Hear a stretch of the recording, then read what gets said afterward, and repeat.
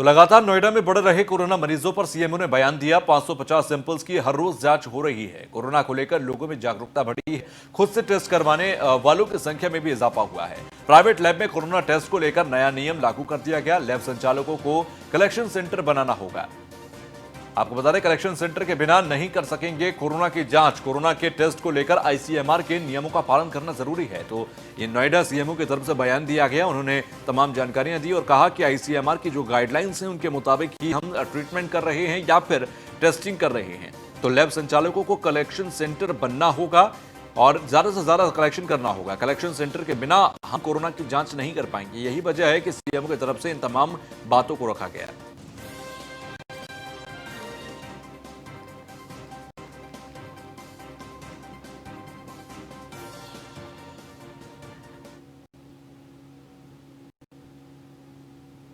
आगे बढ़ रहे हैं, अच्छा है।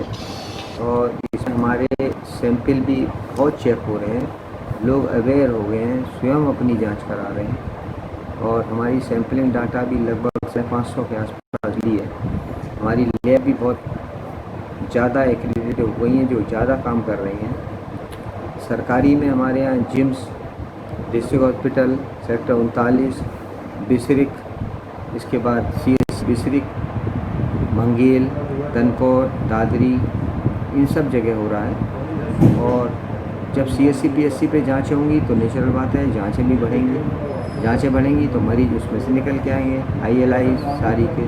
और यही हमारा उद्देश्य है कि ज़्यादा से ज़्यादा मरीज निकल के आए जिनको हम कंटेन कर सकें और उनका जल्दी से जल्दी इलाज कर सकें, जिससे आगे कोई गंभीर घटना ना घटे। कंपनी नहीं थी, वो एक लैब थी जिनका सैंपल कलेक्शन हो रहा था और गलत तरीके से कलेक्शन। आज हमारे माननीय प्रमुख सचिव जी ने भी एक आदेश कर दिया है कि कोई भी लैब, मैं आपके माध्यम से कहना चाहूँगा कि वो आदेश आ गया है कि कोई भी लैब जब तक सैंपल नहीं कर सकती जब तक कि उसका कलेक्शन सेंटर एस्टेब्लिश नहीं होगा। प्रॉपर कलेक्शन सेंटर एस्टेब्लिश करिए, यही हम पहले से कहते आए हैं कि कलेक्शन सेंटर एस्टेब्लिश करिए। उसके बाद प्रॉपर ICMR की गाइडलाइन से ड्यूरिंग सैंपल, उसके बाद क्वारंटीन, इन सब के अनुसार काम करिए। अब खबर उत्तर प्रदेश से, जहां पर 69,000 शिक्षक भर्ती मामले में यूपी सरकार ने सुप्रीम कोर्ट में मॉडिफिकेशन याचिका दायर की है। 69,000 शिक्षक भर्ती मामले में कट ऑफ को लेकर फंसा हुआ है मामला और कई तरह के भ्रष्टाचार के मामले भी सामने आ चुके हैं।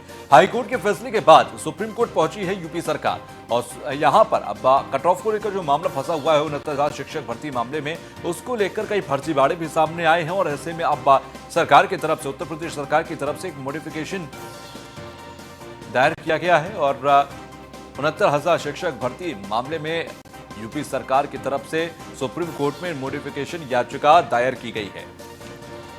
तो 69,000 शिक्षक भर्ती मामले में कट ऑफ को लेकर फंसा हुआ है मामला। तो शिक्षक भर्ती में फर्जीवाड़ा का मामला सामने आ चुका है और हाईकोर्ट के फैसले के बाद सुप्रीम कोर्ट पहुंची है यूपी सरकार।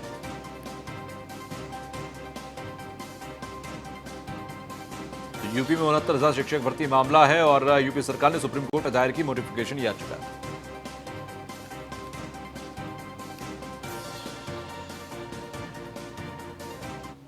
ब्रेक के बाद एक बार फिर आप सभी का स्वागत। सिद्धार्थनगर में बेसिक शिक्षा मंत्री डॉक्टर सतीश द्विवेदी ने अपने विधानसभा की बूथ पर जाकर लोगों को मोदी पत्र और मोदी किट बांटी है। उन्होंने लोगों को प्रदेश सरकार और केंद्र सरकार की उपलब्धियों को बताया। उन्होंने बताया कि मोदी सरकार में दूसरे कार्यकाल के पहले साल कई अहम काम किए गए। कश्मीर में धारा 370 हटा दी गई, देश में CAA कानून बनाया गया, ट्रिपल तलाक कानून बनाया गया, साथ ही अयोध्या में राम मंदिर का ऐतिहासिक फैसला हुआ।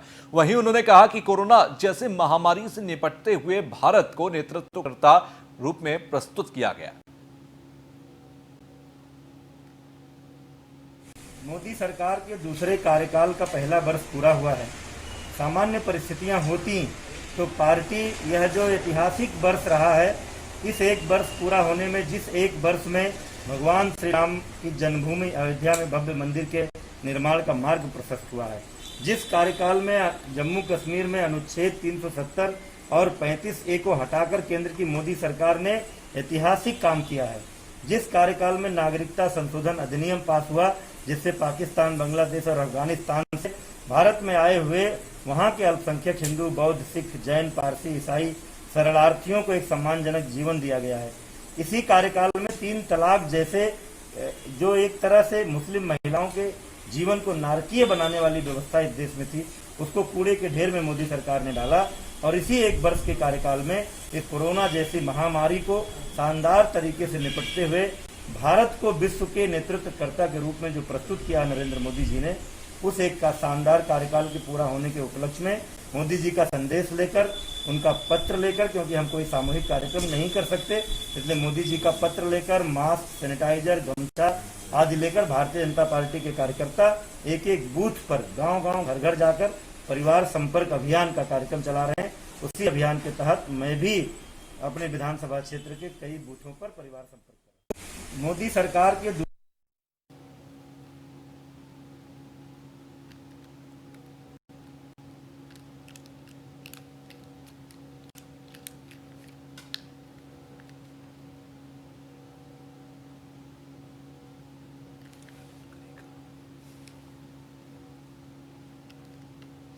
तो वहीं कांग्रेस महासचिव प्रियंका गांधी लगातार उत्तर प्रदेश की बीजेपी सरकार पर हमलावर हैं। प्रियंका गांधी छात्र, किसान, लॉकडाउन में फंसे श्रमिक, लगभग हर मसले पर यूपी सरकार को घेर रही हैं। अब उन्होंने बुंदेलखंड में 4 किसानों और श्रमिकों की आत्महत्या के मुद्दे पर यूपी सरकार पर निशाना साधा। प्रियंका गांधी ने ट्वीट किया, बुंदेलखंड में पिछले एक हफ्ते में 4 किसानों और मजदूरों ने आत्महत्या कर ली। इसमें वो प्रवासी मजदूर भी थे जो बाहर से लौटे थे। लखनऊ में बैठे यूपी के सीएम और अधिकारी रोज मैपिंग करने की बात करते हैं, लेकिन दुख की बात यह है कि उनके मैप में इन किसानों और प्रवासी मजदूरों की जगह नहीं है।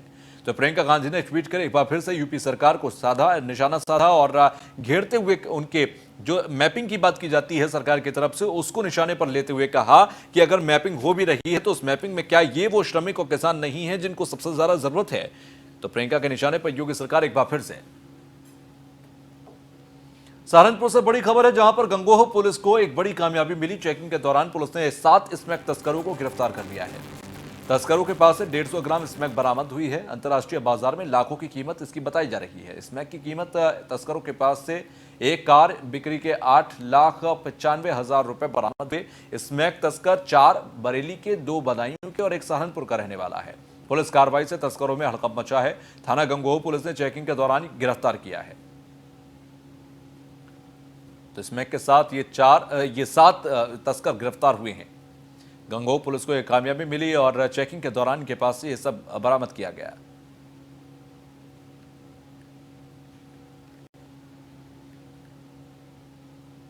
प्रभारी निरीक्षक गंगोह और उनकी टीम के द्वारा चौकी धल्लापड़ा के पास चेकिंग की जा रही थी।